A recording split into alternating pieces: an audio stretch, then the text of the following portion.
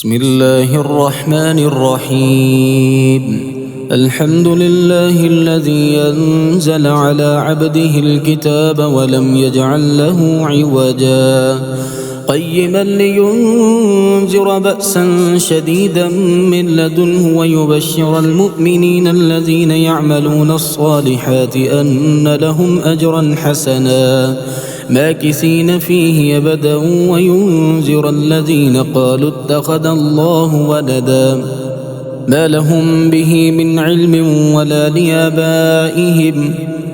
كبرت كلمة تخرج من أفواههم إن يقولون إلا كذبا فلعلك باخع نفسك على آثارهم إن لم يؤمنوا بهذا الحديث أسفا إنا جعلنا ما على الأرض زينة لها لنبلوهم أيهم أحسن عملا وإنا لجاعلون ما عليها صعيدا جرزا أم حسبت أن أصحاب الكهف والرقيم كانوا من آياتنا عجبا إذ أوى الفتية إلى الكهف فقالوا ربنا آتنا من لدنك رحمة وهيئ لنا من أمرنا رشدا فضربنا على آذانهم في الكهف سنين عددا ثم بعثناهم لنعلم أي الحزبين يحصى لما لبثوا أمدا نحن نقص عليك نبأهم بالحق إنهم فتية آمنوا بربهم وزدناهم هدى وربطنا على قلوبهم إذ قاموا فقالوا ربنا رب السماوات والأرض لن ندعو من دونه إلها لقد قلنا إذا شططا هؤلاء قوم اتخذوا من دونه آلهة لولا يأتون عليهم بسلطان بين فمن أظلم ممن افترى على الله كذبا وإذ اعتزلتموهم وما يعبدون إلا الله فأووا إلى الكهف ينشر لكم ربكم من رحمته ويهيئ لكم من أمركم مرفقا وترى الشمس إذا طلعت تزاور عن كهفهم ذات اليمين وإذا غربت تقرضهم ذات الشمال وهم في فجوة منه ذلك من آيات الله من يهد الله فهو المهتد ومن يضلل فلن تجد له وليا مرشدا وتحسبهم أيقاظا وهم رقود ونقلبهم ذات اليمين وذات الشمال وكلبهم باسط ذراعيه بالوصيد لو اطلعت عليهم لوليت منهم فرارا ولملئت منهم رعبا وكذلك بعثناهم ليتساءلوا بينهم قال قائل منهم كم لبثتم قالوا لبثنا يوما أو بعض يوم قالوا ربكم أعلم بما لبثتم فابعثوا أحدكم بورقكم هذه إلى المدينة فلينظر أيها أزكى طعاما فليأتكم برزق منه وليتلطف ولا يشعرن بكم أحدا إنهم إن يظهروا عليكم يرجموكم أو يعيدوكم في ملتهم ولن تفلحوا إذا أبدا وكذلك أعثرنا عليهم ليعلموا أن وعد الله حق وأن الساعة لا ريب فيها إذ يتنازعون بينهم أمرهم فقالوا ابنوا عليهم بنيانا ربهم أعلم بهم قال الذين غلبوا على أمرهم لنتخذن عليهم مسجدا سيقولون ثلاثة رابعهم كلبهم ويقولون خمسة سادسهم كلبهم رجما بالغيب ويقولون سبعة وثامنهم كلبهم قل ربي أعلم بعدتهم ما يعلمهم إلا قليل فلا تمار فيهم إلا مراء ظاهرا ولا تستفت فيهم منهم أحدا ولا تقولن لشيء إني فاعل ذلك غدا إلا أن يشاء الله واذكر ربك إذا نسيت فقل عسى أن يهديني ربي لأقرب من هذا رشدا ولبثوا في كهفهم 300 سنين وازدادوا 9 قل الله أعلم بما لبثوا له غيب السماوات والأرض يبصر به وأسمع ما لهم من دونه من ولي ولا يشرك في حكمه أحدا واتل ما أوحي إليك من كتاب ربك لا مبدل لكلماته ولن تجد من دونه ملتحدا واصبر نفسك مع الذين يدعون ربهم بالغداة والعشي يريدون وجهه ولا تعد عيناك عنهم تريد زينة الحياة الدنيا ولا تطع من أغفلنا قلبه عن ذكرنا واتبع هواه وكان أمره فرطا وقل الحق من ربكم فمن شاء فليؤمن ومن شاء فليكفر إنا أعتدنا للظالمين نارا أحاط بهم سرادقها وإن يستغيثوا يغاثوا بماء كالمهل يشوي الوجوه بئس الشراب وساءت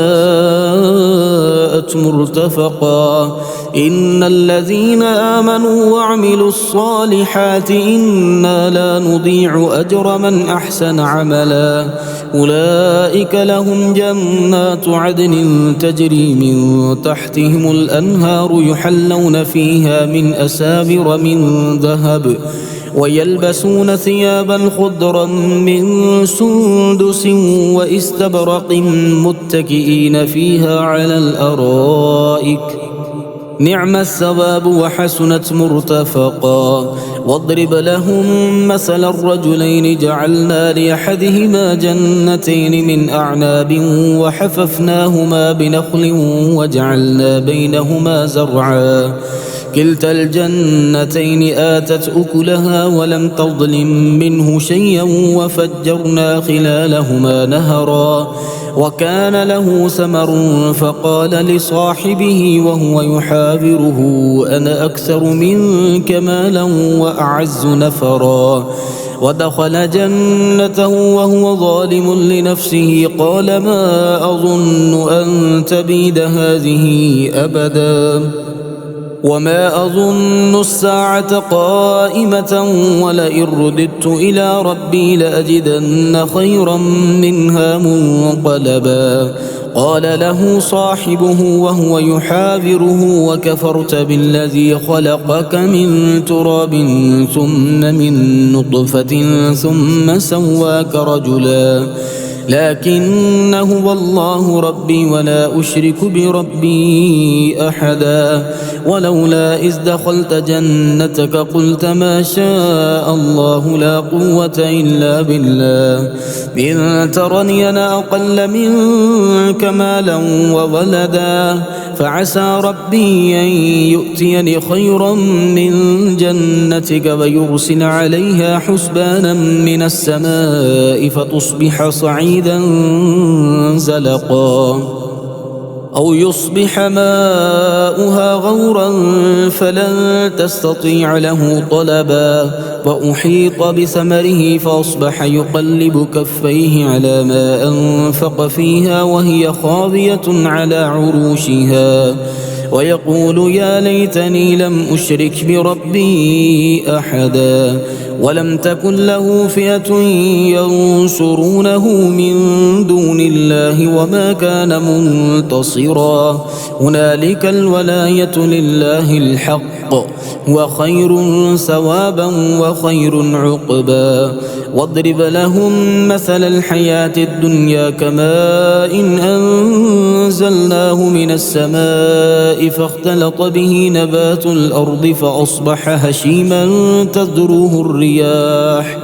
وكان الله على كل شيء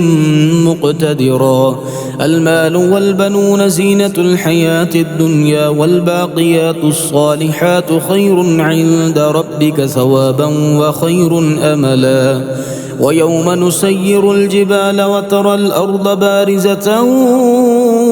وحشرناهم فلم نغادر منهم أحدا وعرضوا على ربك صفا لقد جئتمونا كما خلقناكم أول مرة بل زعمتم أن لن نجعل لكم موعدا. ووضع الكتاب فترى المجرمين مشفقين مما فيه ويقولون يا ويلتنا ما لهذا الكتاب لا يغادر صغيرة ولا كبيرة إلا أحصاها ووجدوا ما عملوا حاضرا ولا يظلم ربك أحدا. وإذ قلنا للملائكة اسجدوا لآدم فسجدوا إلا إبليس كان من الجن ففسق عن أمر ربه أفتتخذونه وذريته أولياء من دوني وهم لكم عدو بئس للظالمين بدلا. ما أشهدتهم خلق السماوات والأرض ولا خلق أنفسهم وما كنت متخذ المضلين عضدا. ويوم يقول نادوا شركائي الذين زعمتم فدعوهم فلم يستجيبوا لهم وجعلنا بينهم موبقا. ورأى المجرمون النار فظنوا أنهم مواقعوها ولم يجدوا عنها مصرفا. ولقد صرفنا في هذا القرآن للناس من كل مثل وكان الإنسان أكثر شيء جدلا. وما منع الناس أن يؤمنوا إذ جاءهم الهدى ويستغفروا ربهم إلا أن تأتيهم سنة الأولين أو يأتيهم العذاب قبلا. وما نرسل المرسلين إلا مبشرين ومنذرين ويجادل الذين كفروا بالباطل ليدحضوا به الحق واتخذوا آياتي وما أنذروا هزوا. ومن أظلم ممن ذكر بآيات ربه فأعرض عنها ونسي ما قدمت يداه إنا جعلنا على قلوبهم أكنة أن يفقهوه وفي آذانهم وقرا وإن تدعهم إلى الهدى فلن يهتدوا إذا أبدا. وربك الغفور ذو الرحمة لو يؤاخذهم بما كسبوا لعجل لهم العذاب بل لهم موعد لن يجدوا من دونه موئلا.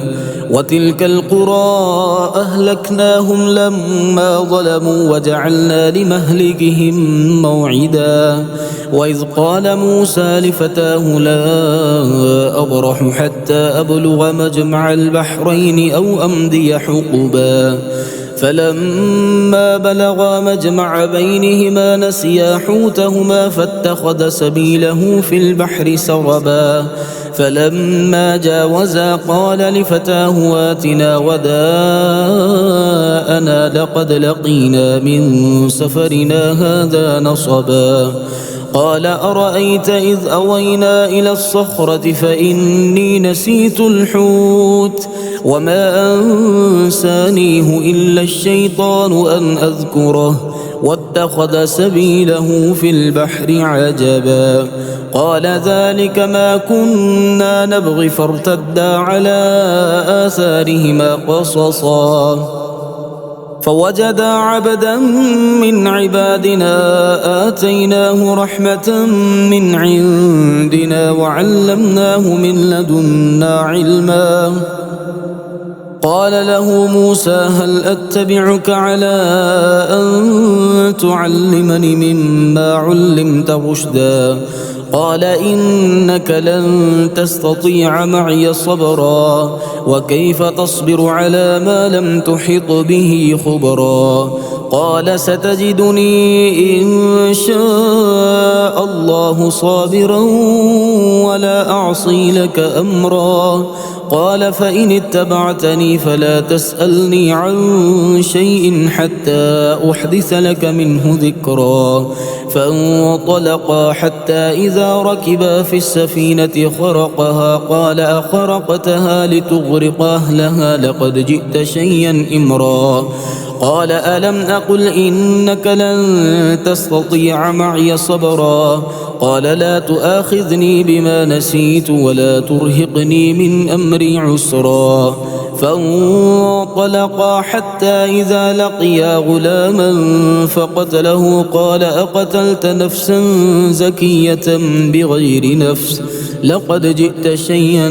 نكرا قال ألم أقل لك إنك لن تستطيع معي صبرا قال إن سألتك عن